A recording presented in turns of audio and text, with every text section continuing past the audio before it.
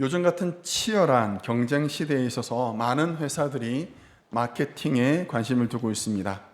마케팅의 전문가를 고용하고 그리고 SNS를 운영하고 감각적인 광고도 합니다만 가장 효과적인 홍보의 수단은 아무래도 입소문입니다.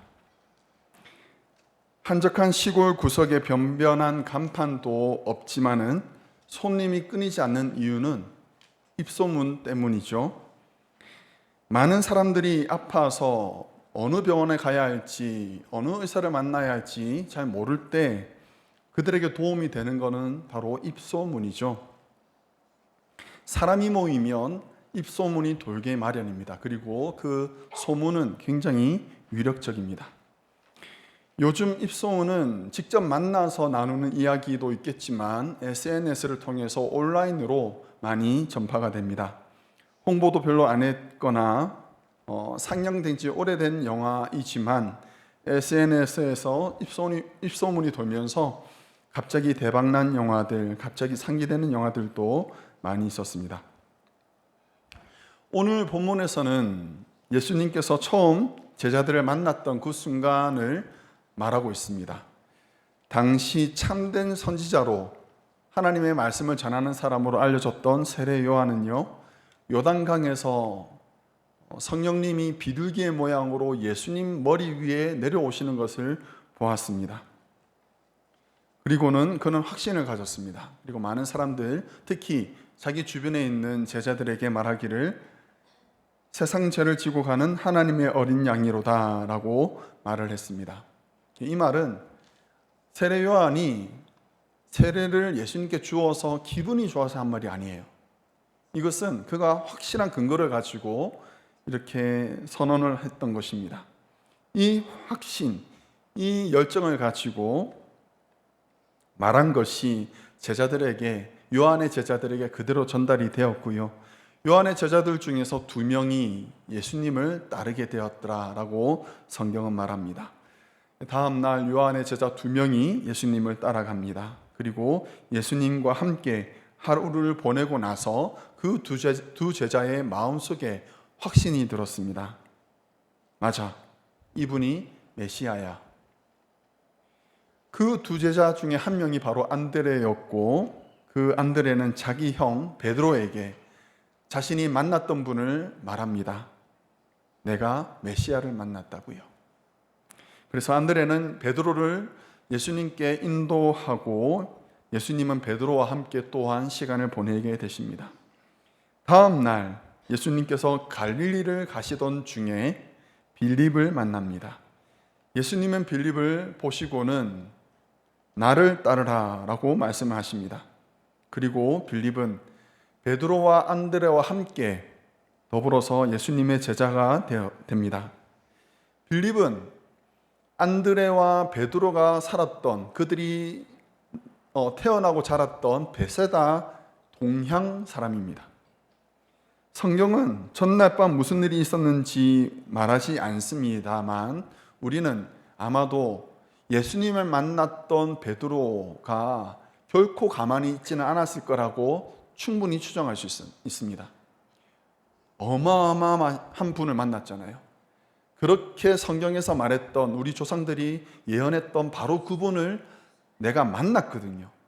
그 만났다는 그 감격이 얼마나 큰지 가만히 있을 수가 없었던 거예요. 빌립은 예수님이 바로 율법과 선지자들이 예언했던 바로 그 메시아임을 확신했습니다. 그리고는 친구들을 찾아갔습니다. 얼마나 열심히 예수님을 전했을까요? 45절에 보면 모세가 율법에 기록하였고 여러 선지자가 기록한 그 일을 우리가 만났으니 요셉의 아들 나사렛 예수라 라고 그가 말합니다. 그런데 빌립의 말을 들었던, 이리 열정적으로 전했던 이 말을 들은 빌립의 친구 나다나엘은 반응이 시큰둥했습니다. 이렇게 대답합니다. 나사렛에서 무슨 선한 것이 날 수 있겠느냐? 그때 빌립이 했던 아주 유명한 말이 있습니다. 혹시 아십니까? 아시는 분은 하나, 둘, 셋 하면 되는 거예요. 그때 얘기하시면 됩니다. 모르시면 옆에 분한테 살짝 물어보세요. 지금 빌립이 했던 가장 유명한 말이에요. 준비되셨죠? 자, 하나, 둘, 셋. 와서 보라 라고 되어 있습니다. 와서 보라. 이처럼 예수님의 처음 제자의 그룹은요, 전도로 형성이 되었습니다. 입소문으로 만들어졌습니다. 예수님께서 대단한 기적과 놀라운 일들을 행해서 사람들이 바글바글 모여든 것이 아니라 처음 예수님의 그 제자의 그룹은 전도로, 입소문으로, 만남으로 이렇게 이루어졌던 거지요. 우리는 이번 가을에 전도 집회를 가집니다. 이름하여 와 보라, Come and see 집회를 가집니다. 전도는 예수님께서 자기의 제자들에게 신신당부했던 것이고, 그리고 예수님을 따르는 제자들에게는 우리에게 부여된 사명입니다. 그래서 마땅히 우리가 열심히 해야 되고 힘을 다해야 되는 것이 전도이지요. 그런데 막상 전도가 쉽지가 않습니다. 그래서 왜 전도가 쉽지 않은지, 도대체 뭘 우리가 잘못 생각하고 있는지, 전도에 대한 3가지 오해를 우리가 한번 점검을 하고 바로 잡아가는 그런 시간이 되었으면 좋겠습니다. 그래서 우리에게 전도의 열매가 풍성하게 맺혀지기를 주의 이름으로 축원합니다. 한국교회는 전도의 생생한 열매입니다. 미국과 호주, 영국과 캐나다에서 전해준 복음의 씨앗이 조선에 심어졌고요. 암울했던 일제 감정기를 꿋꿋하게 잘 견디고 나중에는 큰 나무로 자라게 되었지요. 이루 말할 수 없는 핍박과 박해를 받았습니다만 예수를 믿는 자를 핍박하고 수많은 교회들이 무너졌지만 그럼에도 불구하고 순교자의 피로 말미암아 오히려 교회는 더욱 든든하게 강성해져 갔습니다. 그리고 나서 교회는 예수 그리스도의 복음을 전하는 전도와 선교에 전념을 다하는 그런 교회가 되었습니다.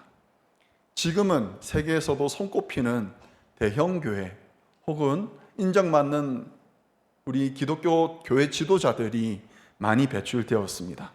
그래서 한국 교회는 기적의 산 증인입니다. 그런데 오늘날 전도에 대해서 우리가 생각하는 그런 자세는 조금 달라진 것 같습니다. 미련한 것으로 보이기도 하고 거리끼는 것으로 보이기도 합니다. 길에서 전도하는 사람을 보면 열심히 한다라는 생각이 드는가 하면 한 측면에서는 좀 과하다라는 생각이 들기도 합니다. 전도하다가 요즘 교회가 왜 그래? 라는 소리라도 들으면 주눅들지요. 그래서 요즘 전도하는 모습을 보는 것이 예전 같지가 않습니다. 전도에 대한 오해들이 있습니다. 먼저 첫 번째 우리가 바로 잡아야 할 오해는 전도의 의미입니다. 전도의 의미. 전도는 사람을 끌어모아 한 자리에 모으는 것이 아닙니다. 전도는 우리가 믿는 믿음의 도, 우리가 절망 중에서도 흔들리지 않았던 우리의 소망의 이유가 되시는 예수를 전하는 것입니다. 전도라는 단어를 교회에서 듣지만 학교에서 처음 들은 적이 있습니다. 과학 시간에 들었는데 쇠막대기에 약 1cm 혹은 2cm 정도 간격으로 촛농을 떨어뜨려서 그 쇠막대기에 촛농이 굳도록 둡니다. 그리고는 시간이 지나서 한쪽 끝에 불을 지펴서 열을 가하게 됩니다. 그러면 어떤 현상이 일어날까요? 여러분 보시는 그림에 따르면 몇 번부터 촛농이 떨어지게 될까요? 1, 3번요? 1번이 제일 먼저 떨어지겠죠. 그렇죠. 왜 그럴까요? 뜨거워졌으니까, 달궈졌으니까. 그 다음 어디 떨어질까요? 2번이 떨어지겠죠. 왜요? 1번이 뜨거워졌으니까 옆에 있는 2번이 떨어지게 되겠죠. 그래서 어디까지 갑니까? 3번 떨어지고 4번 떨어지는 거죠. 한쪽이 뜨거워지면 그 옆에 열이 전달이 되는 것이 열전도입니다. 열전도. 전도라는 것은요, 말을 잘해서 하는 것이 아닙니다. 말을 잘해서 하는 것이 전도가 아닙니다. 적당히 꼬드겨서 사람을 데려오는 것이 전도가 아닙니다. 전도를 잘하기 위해서는 내가 뜨거워야 합니다. 내가 뜨거워야지 내 옆에 있는 사람도 뜨거워지는 거예요. 성령이 비둘기의 모습으로 내려온 것을 보고 가슴이 뜨거워졌던 세례 요한은요, 예수님이 메시아임을 증명했습니다. 그 소식에 가슴이 뜨거워졌던 안드레가요, 베드로에게 메시아를 만났다고 전했지요.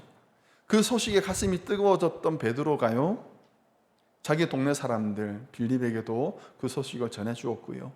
그 소식을 듣고 가슴이 뜨거워졌던 빌립은요, 냉랭하게 식어있는 자기 친구에게 복음을 전해주었습니다.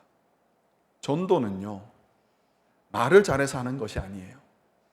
가슴이 뜨거운 사람이 하는 거예요. 그래서 내가 먼저 뜨거워져서 내 주변 사람들에게 예수 그리스도의 복음의 도를 전하는 것이 바로 전도인 거예요. 뜨거운 열정을 가지고 젊음의 때에 조선에 들어와서 복음을 전했던 그 선교사들의 열정이 오늘날 한국교회를 세웠던 것입니다.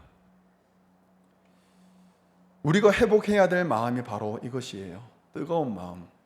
복음에 대해서 뜨거워진 심령, 하나님의 마음, 그것을 우리가 회복해야 되는 것입니다. 예레미야 선지자가 복음을 전하다가, 하나님 말씀을 전하다가 수없이 많은 박해와 어려움을 당했었습니다. 만나는 사람마다 내가 전하는 그 복음을, 내가 전하는 그 하나님 말씀을 업신여기고 그것을 가볍게 여길 때 얼마나 기분이 상하겠습니까? 여러분, 복음 전하다가 거절당해 보신 적 있으시죠? 얼마나 그게 상처가 되는지 모릅니다. 복음을 전했는데 거절당했을 때 마음이 많이 아픕니다. 예레미야도 아팠겠죠.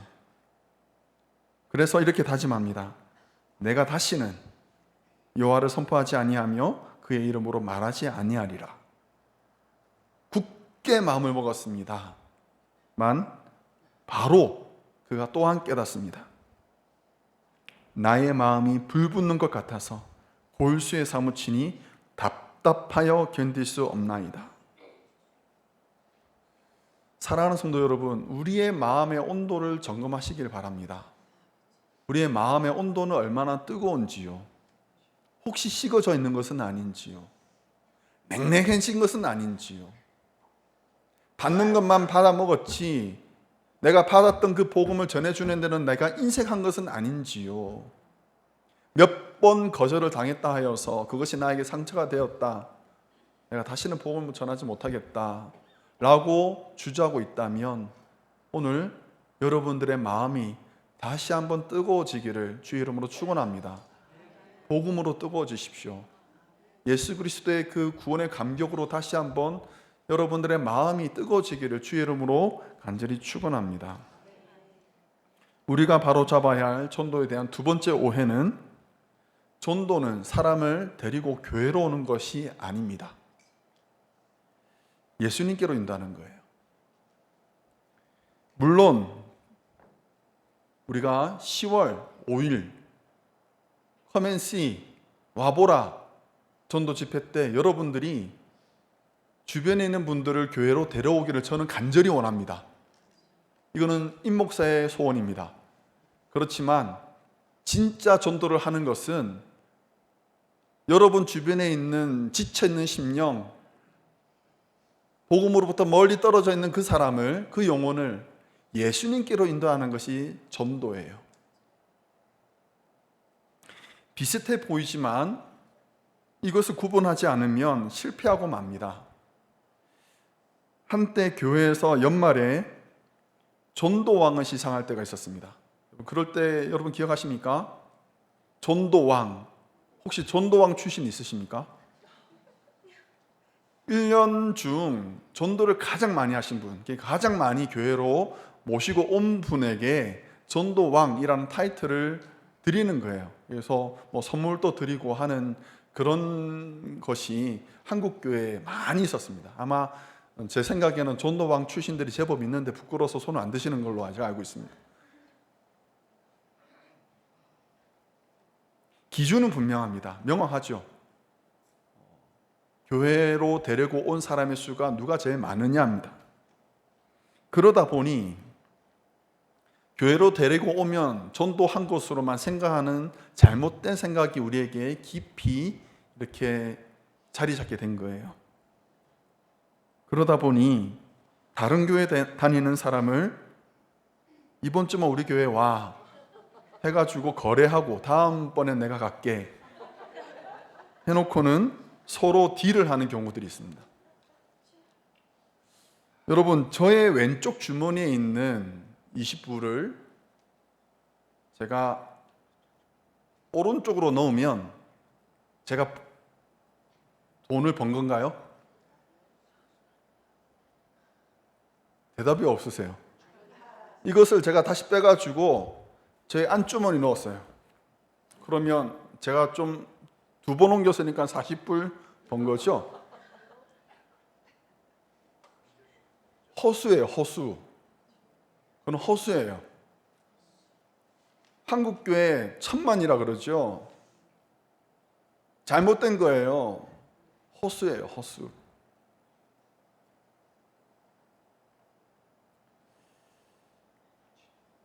전도는 그런 것이 아닙니다. 전도는 사람을 교회로 데려오는 것이 아니고 상하고 지쳐있는 그 심령을 예수님께로 인도하는 거예요. 그 사람을 예수님과 만날 수 있도록 해주는 것이 바로 전도인 거예요. 제가 전도 집회를 준비하면서 여러 가지 영상을 보다가 아주 전도 집회를 잘하고 있는 한 교회 영상을 본 적이 있습니다. 수도권에 있는 대형 교회였습니다. 대형 교회지만 새로 개척한 지 얼마 되지 않았지만 그렇지만 몇천 명이 모이는 그런 대형 교회였습니다. 어린이 부서 그리고 유스 그룹 아이들이 화려한 조명 아래에서 절도 있는 그런 춤을 추었고요. 찬양팀에서도 정말 멋진 찬양을 이렇게 집회 동안에 드렸습니다. 성도들은 앞에 나와서 또 정말 멋진 메시지를 가지고 있는 그런 선극으로 이렇게 공연을 했고요. 도중에 나왔던 영상에서는 이 교회가 개척을 해서 어떤 과정을 거쳐서 이렇게 부흥하게 되었는지 그 영상을 보여주었습니다. 목사님은 굉장히 잘생겼습니다.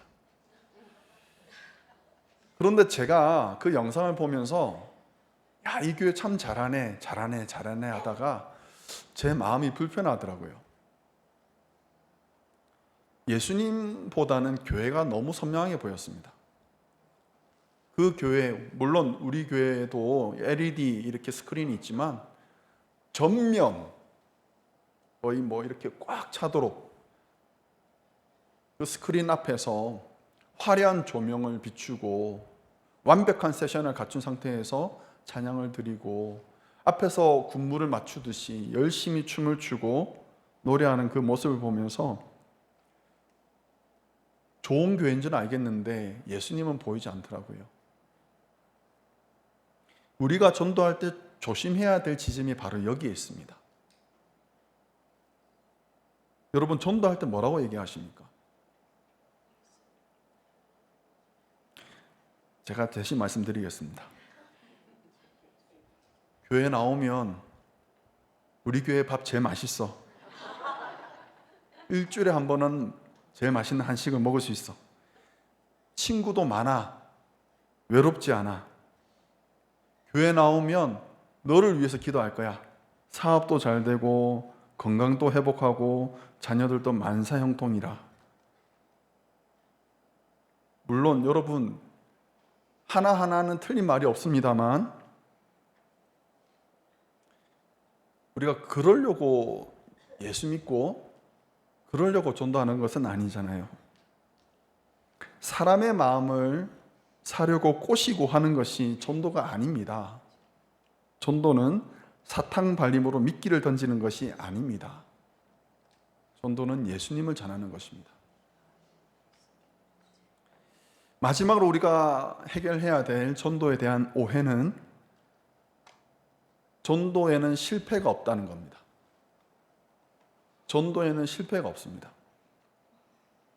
전도를 주저하게 만드는 것들 중에 하나가 우리가 전도하다가 거절당하는 것입니다. 거절당하면 섭섭하지요. 그래도 내가 관계가 있는데 내가 이렇게까지 얘기했으면 좀 한번 와주지. 이런 마음이 들어서 섭섭하고 안타깝기도 합니다. 근데 이런 거절 몇 번 당하게 되면 전도하기를 꺼려하게 됩니다. 이것이 잘못된 게 아니에요. 이것은 당연한 거예요. 자기 보호를 하는 거죠. 내가 상처를 받으니까 나를 보호하기 위해서 전도를 하지 않는 겁니다. 예수님께서 천국 복음을 전하셨습니다. 여러분, 예수님께서 육성으로 말씀을 전하셨으니 수없이 많은 사람들이 예수님의 말씀을 듣고 따랐겠죠. 모든 사람들이 예수님께 열광하며 예수님을 따라다녔겠죠. 여러분, 능력의 사도 바울이 교회마다 도시마다 다니면서 교회를 세우고 말씀을 전했을 때 모든 유대인들과 이방인들이 바울의 말씀에 감탄하고 그를 따랐겠지요? 아니잖아요. 여러분, 심지어 예수님은 예수님의 말씀을 듣고 열광했던 사람들, 호산나라고 외쳤던 그 사람들 중에서 마음을 바꾸어 예수님을 향해 십자가에 못 박으소서라고 외쳤던 사람들이 있었습니다. 예수님 수없이 많은 거절을 당하셨고요. 바울 또한 마찬가지였습니다.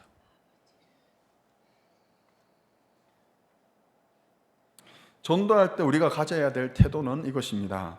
사도 바울이 이렇게 말합니다. 고린도전서 3장 6절 말씀입니다. 같이 한번 읽어보겠습니다. 나는 심었고 아볼로는 물을 주었으며 하나님은 자라게 하셨다. 아멘. 바울이 하는 역할은 뭡니까? 심는 거예요. 바울의 일은 심는 일이었습니다. 그럼 열매는 누가 거둡니까? 누가 거둬요? 바울이 할 일이 아니에요. 열매를 거두는 것은 바울이 할 일이 아닙니다. 내가 심었던 것을 자라게 하고 그것을 열매 맺게 하는 것은 하나님이세요. 왜 우리가 하나님의 일까지 염려하고 걱정하고 내가 다 해야 돼? 라고 생각하며 우물쭈물하고 혼자 상처받고 있습니까? 전도가 실패하는 경우는 없습니다, 여러분. 전하면 됩니다. 전하는 것까지가 우리의 일입니다. 그리고 그 나중에 이후에 일어나는 모든 일들은 누가 책임집니까? 하나님이 하실 일입니다. 하나님께서 자기의 때 이루실 거예요. 우리 중에 가족 중에서 아직 예수님을 영접하지 않은 사람들이 있을 수 있고 같이 교회 다니며 신앙생활 하다가 아유 나 이제 그놈의 교회 안 다녀 해가지고 등을 돌린 사람이 배우자 중에 있을 수도 있습니다. 자녀들 중에도 있을 수 있고요.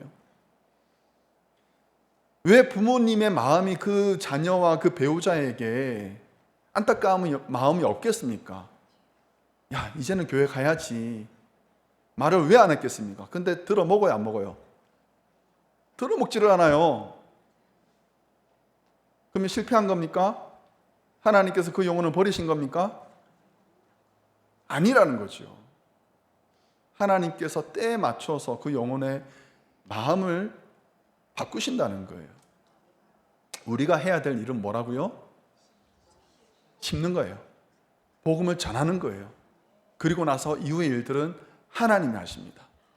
하나님으로 하여금 하나님의 일을 하게 합시다.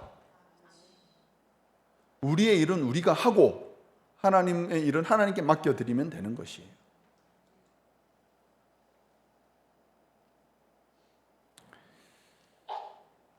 로마서 10장에서 바울이 이렇게 말합니다.